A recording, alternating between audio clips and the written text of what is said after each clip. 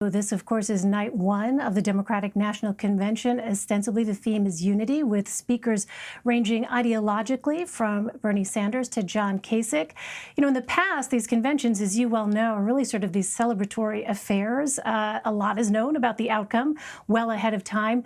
But given what is happening in our country right now, so many crises, of course, in the middle of the coronavirus pandemic, are you expecting a more somber, sort of serious tone from these speakers that we're going to be hearing from tonight?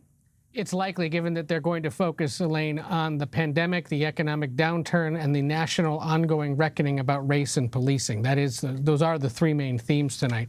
But you will, as you pointed out, see a broad cross-section of Democrats from across the spectrum, everyone from progressive Bernie Sanders to more moderate or mainstream Democrats like Gretchen Whitmer, the governor of Michigan, and Andrew Cuomo, the governor of New York, both of whom, of course, have earned strong marks from their own residents for how they've handled the pandemic. Others, like the Washington mayor as well, will be among those speaking. It's the Republicans, though, the four invited Republicans, that have drawn some notable attention today and some criticism. Ohio Governor John Kasich, the former Republican governor from the Buckeye State who took on Trump in 2016, is the best known of the four. Christy Todd Whitman, the former governor of New Jersey and EPA administrator for George W. Bush. Susan Molinari, the former congresswoman from New York, who also is a former CBS News colleague of ours. She once hosted CBS Saturday Morning. And then Meg Whitman, the former Republican gubernatorial candidate in California, who now runs Quibi. All of them sort of there to sort of say to independent voters or Republicans who may be thinking about it, look, it's okay to be for Biden.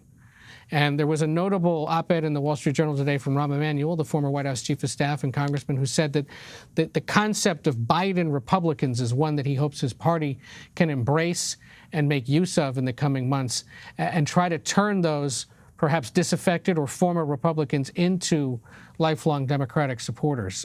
So that's something to keep in mind as the party continues to debate its future, even though they are trying to put up a united front this week. It's notable, for example, that the New York Congresswoman Alexandria Ocasio-Cortez tweeted earlier today, great to see that Kasich's part of this, but I don't think somebody who supports or who is opposed to abortion rights is reflective of the Democratic Party. So you're going to get some of that, alongside the fact that the Biden campaign is very eager to bring together Democrats, independents, and Republicans to support their ticket. Interesting. Caitlin, I'm just curious what you're hearing on that front, this notion of so-called Biden Republicans. Are Republicans themselves concerned at all about that when you have people like former Governor Kasich speaking at the convention tonight? I think what the Biden campaign is trying to do, as Ed just pointed out, is change the hearts and minds of some voters who might lean Republican on fiscal issues, the economy, but are unhappy with the president's rhetoric. And that includes a lot of women in the suburbs who went and voted Democrat in the midterms. I think a lot of this, too, is just trying to say we're inclusive to everyone and trying to win over the people who aren't totally pledged to a candidate. And a lot of that is convincing some people who might want to stay home that they should actually go and vote.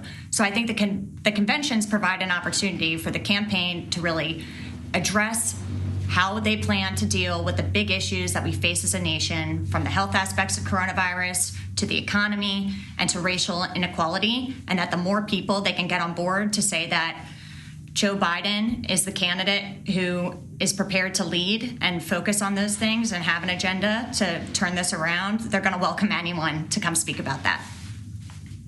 Well, Ed, it's interesting. So those topics that Caitlin just mentioned were among those in an Elle magazine interview released today with Joe Biden, conducted by rapper Cardi B. They covered a lot of those areas.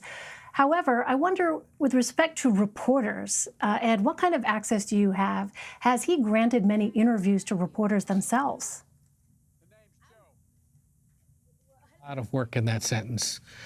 This was a conversation between two people inclined to agree with each other on a lot of things. Look, say what you will about the president and what he says about the press. He is far more accessible than his predecessors and than his current opponent, that is for sure. Biden and Harris, since she was picked last week, have been less so. They have not taken very many questions other than a few that were shouted at them at their first joint appearance last week, and one that she answered on Friday about the attacks from the president. The Biden campaign eager to stage manage this as much as possible, partly because their approach to this, and I don't know that I necessarily agree with it, but this is what they say, is look, you don't have to be hearing and seeing your president all the time. There's this general sense that a lot of voters are sick and tired of the president being omnipresent in their lives. And so try to control it a little more, try to control when and how they are seen is part of their strategy. And remember, there was a lot of concern when this pandemic began that if Biden was sort of out of the loop and not involved in day-to-day pandemic decision-making, it could affect them. Well, the inverse has become true, that the less you've seen him, the more he stays out of the president's way, the better his numbers are. We'll see if that holds up as this campaign continues, especially if the president starts hitting the road like he did today to Wisconsin and Minnesota and to other states later in the week.